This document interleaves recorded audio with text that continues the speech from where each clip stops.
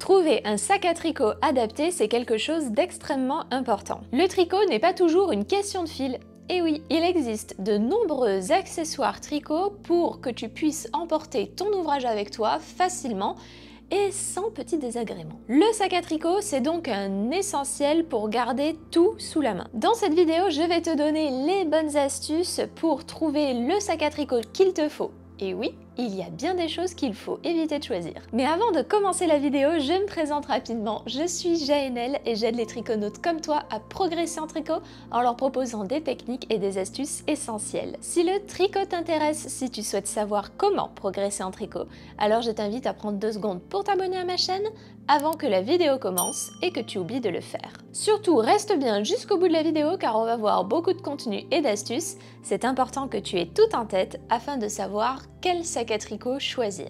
Allez, c'est parti pour la première astuce.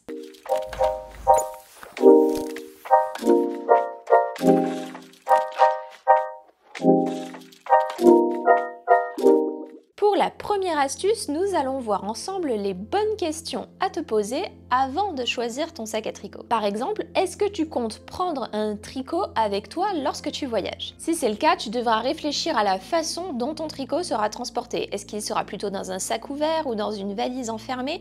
C'est quelque chose qui est assez important à réfléchir. Deuxième question à te poser, est-ce que tu tricotes dans les transports en commun? Bus, train, etc. Si c'est le cas, tu voudras privilégier un sac à tricot qui n'est pas trop gros afin de pouvoir éviter de gêner les autres passagers. Et puis même pour toi, à transporter aussi, c'est plus pratique. Petit conseil, dans ce cas-là, le tote bag, le sac en tissu, c'est vraiment le plus facile à transporter. Troisième question à te poser, est-ce que tu tricotes à la maison et si oui, où? Dans ce cas, peut-être qu'avoir un sac à tricot un peu imposant ne sera pas gênant et tu pourras ainsi avoir tout ton matériel à portée de main. Tu pourras le poser à côté de toi sur le canapé ou à tes pieds. Quatrième question à te poser, est-ce que tu aimes tricoter en marchant? Personnellement, c'est quelque chose que j'aime bien faire. Dans ce cas, il vaut mieux prévoir une sangle pour pouvoir transporter ton tricot pendant que tu marches. Ça sera plus facile et cela te permettra d'éviter de le perdre pendant que tu marches. Pour la deuxième astuce, je te conseille d'éviter les fermetures éclairs et les bandes velcro pour les fermetures.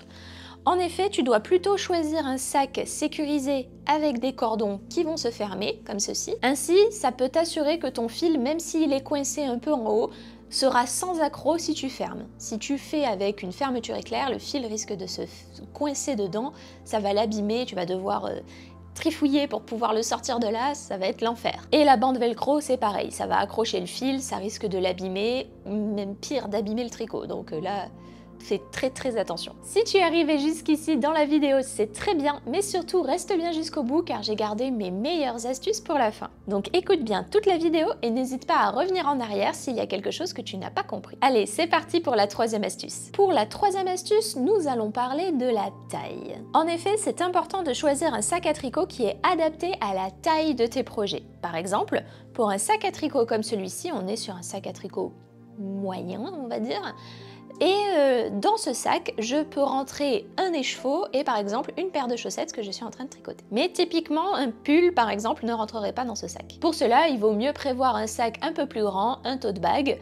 Et si tu as des projets un petit peu plus petits, tu peux même te tourner vers des petites trousses comme celle-là. Bien entendu, choisir un sac à tricot trop grand ne sera jamais trop un inconvénient, sauf quand tu voyages et que tu te déplaces. C'est pour ça que je te conseille d'avoir au moins un sac dans chaque taille, petit, moyen, grand, et comme ça te permet d'adapter en fonction de la taille de ton projet. Tu pourras toujours emporter un peu plus de fil ou des fournitures supplémentaires avec par exemple une trousse. Celle-là, tu commences à la connaître, c'est la fameuse trousse Procase que j'aime beaucoup et dans laquelle je range tout mon matériel tricot. Donc tout ce qui est ciseaux, marqueurs, petites aiguilles, aiguilles à laine, compteur, etc. Pour la quatrième astuce, je te conseille, ce n'est pas obligatoire, c'est une option, mais c'est toujours mieux d'avoir des petites poches intérieures ou extérieures sur le sac à tricot. Personnellement, j'aime bien avoir plusieurs compartiments dans mon sac à tricot afin de pouvoir trouver par exemple le petit patron que j'ai imprimé ou les petites notes que j'ai